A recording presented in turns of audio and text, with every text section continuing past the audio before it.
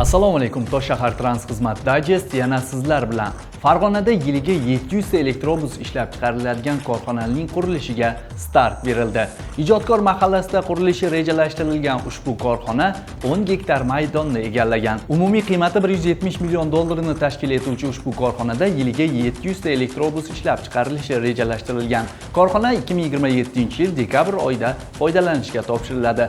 Dastlabki bosqichda elektrobuslar, keyinchalik esa elektr avtomashinalar ishlab chiqarilishi rejalashtirilgan. Mahsulotlar faqat ichki bozorda emas, balki xorijiy davlatlarga ham eksport qilinishi rejalashtirilgan. 2026-yil 18 avgust sanasidan boshlab 79-sonli TTZ avtoshoh bekatidan Beruniy metrosiga qatnovchi yangi avtobus yo'nalishi ishga tushirildi.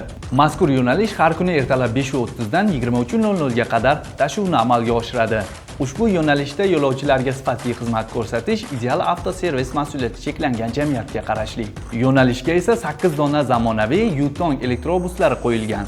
Nigeriyaning g'arbiy qismida ikkita yo'lovchi avtobusi halokatga uchradi. Dastlabki ma'lumotlarga ko'ra 22 nafar yo'lovchi halok bo'lgan. 37 nafar yo'lovchi esa turli tan jarohatlarini olgan.